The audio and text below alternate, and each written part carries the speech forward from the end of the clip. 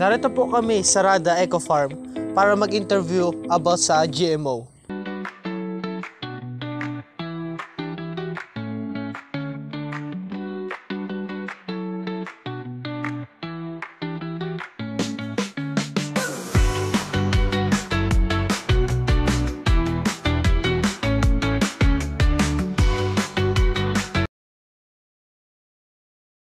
Ay, para sa inyo po, ano po ang GMO?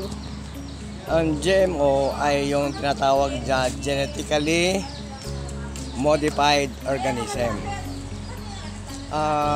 In general, yan ay kung sa production, mapapabilis niya yung production ng mga seedling materials o pwede niya magamit yan sa breeding purposes. So yan ang GMO. So, paano po ito nakakatulong sa atin?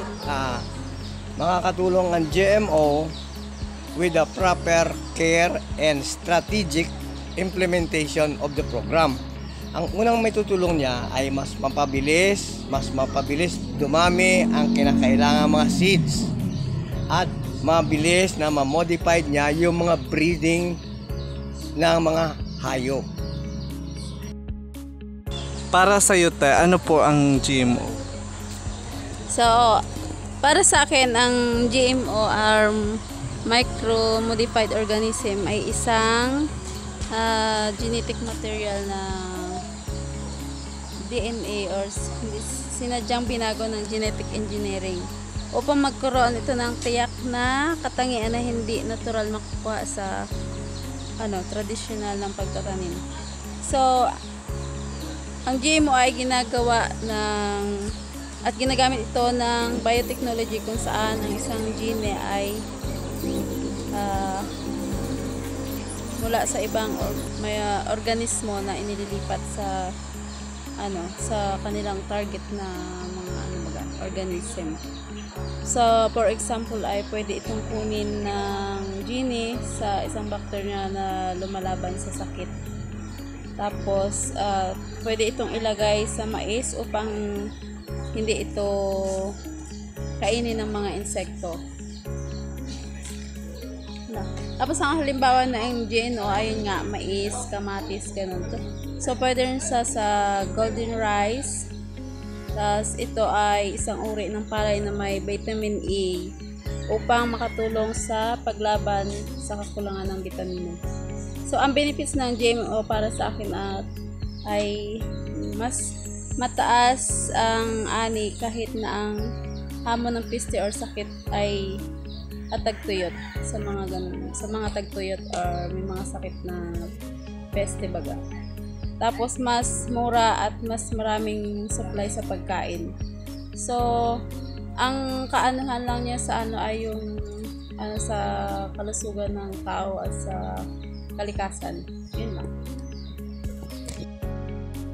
Parang po sa inyo, ano po ang GMO? Ang GMO ay yung genetically modified organism. Ano siya? Isang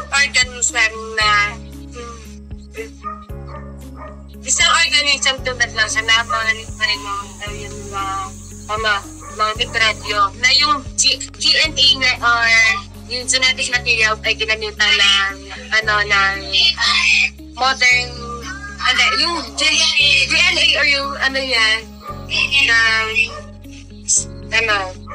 genetic material ay ginamitan ng modern technology at kasalunagay na genetic engineering. Yung example ng naman ng GMO yung mais or palay na nilagyan ng genes para maging resistant sa mga pesto.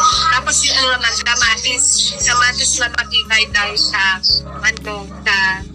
matagal mapanib, tapos makikay dahil yung bacteria. Tapos naman yung hayop na maganda yung pagpapanaki.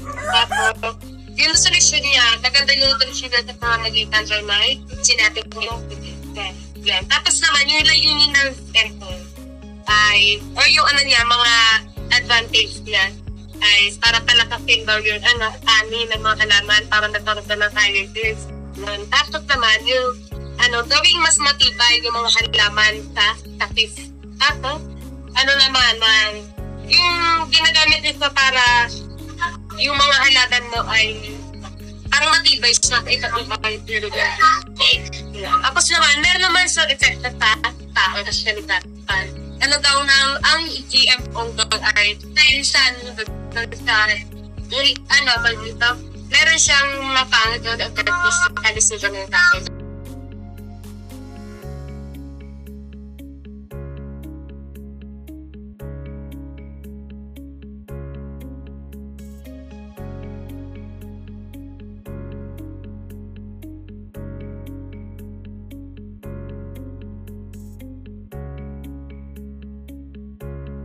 Para po sa inyo, sir, ano po ang GMO? GMO ay isang genetically modified organism. At paano po ito nagagawa? Ito ay ina-alter nila yung structure ng halimbawa ay yung binhi ng mais. Ina-alter nila yon para magiging resistant sa mga peste o di kaya ay doon sa mga iba pang chemicals. At the same time, ay maging adaptable sa climate. At ano po ang pagkaiba nito sa mga traditional? Traditional usually ay sa ngayon ay medyo mabagal o medyo susceptible sa mga peste sa environment at saka limited na ang production, whereas ang GMO ay ina-alter nila para yung species para magiging resistant doon sa mga sakit at mag-create mag-produce ng mas maraming output o bunga at ganoon din ay magiging resistant doon sa extreme weather changes. Kung ethical ba or okay paguhin baga po yung mga genes ng organismo, bakit or hindi? In some cases, ethical dahil kinakailangang makatulong para doon sa ating supply ng food production, especially doon sa mga feeds ng hayop. Isang sample dyan ay yung corn, kung saan siya ay resistant sa chemicals na kontra sa damo at saka resistant din doon sa mga peste. So, ang production ng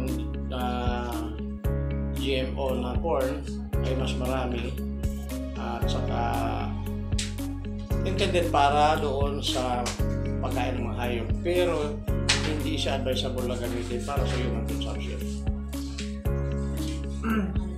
Dapat bang magkaroon ng pag-aaral lang paggamit para ilagay ang GMO sa market bago ito ilabas?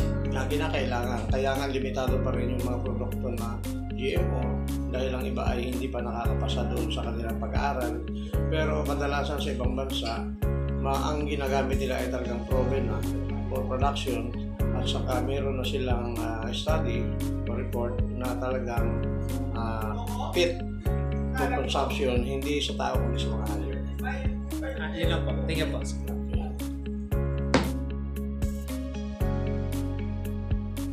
Yes, narito ang karagdagang impormasyon patungkol sa GMO. Ano nga ba ang GMO? Ang GMO o Genetically Modified Organism ay mga organismo para sa halaman, hayop o microorganismo na ang genetic material ay binago gamit ang modernong teknolohiya ng genetic engineering. Ang layunin ng pagbabagong ito ay upang makamit ang mga partikular na katangian o abilidad na hindi natural na makikita sa organismo.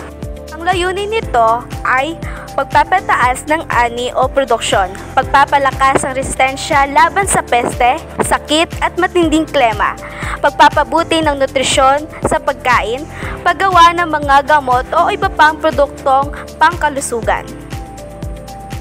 Ang halimbawa nito ay mais o soybeans na ginagawang mas matibay laban sa peste or herbicides, bigas na may karagdagang bitamina tulad ng golden rice, mayaman sa vitamin A.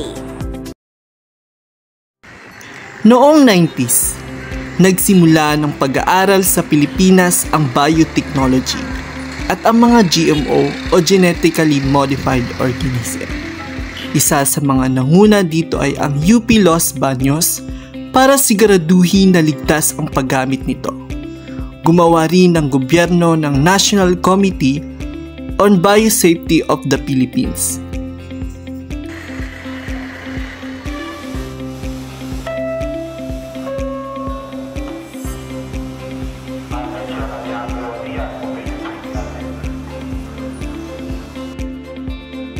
Taong 2002, naging kauna-unahan ang bansang Pilipinas sa buong Asya na nag-aproba ng GMO para sa commercial use. Ito ang BT corn, isa sa klase ng mais na may proteksyon laban sa peste, lalo na sa corn borer, kaya mas mataas ang ani at mas kaunti ang pestisado na kailangan.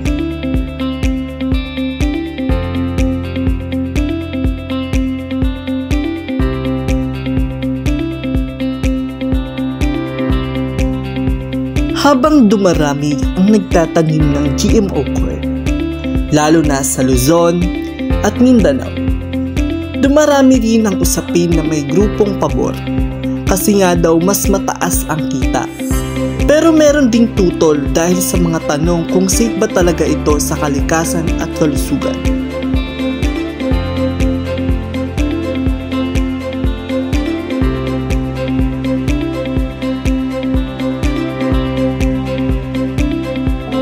Noong 2015, pinatigil muna ng Korte Suprema ang field testing ng BT Talong at sinabing kailangan ayusin muna ang mga rules. Pero bumalik din ito noong 2016 at naglabas ng panibagong guidelines ang gobyerno para mas ligtas ang paggamit ng GMO. Noong 2021, inoprebahan naman ang golden rice, isang GMO na palay na may vitamin A. Ang goal nito ay makatulong sa mga batang kulang sa nutrisyon. Muli, Pilipinas ang nauna sa buong mundo ang mag-approve nito para sa commercial planting.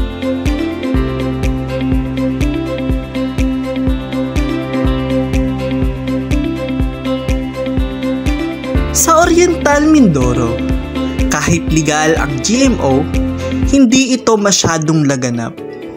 Maraming mga farmers at lokal na grupo ang mas gusto ang organic at tradisyonal na paraan ng pagtatanim, lalo na sa mga komunidad ng mga mangyan na may sariling kaalaman sa agrikultura at mas malapit na kalikasan.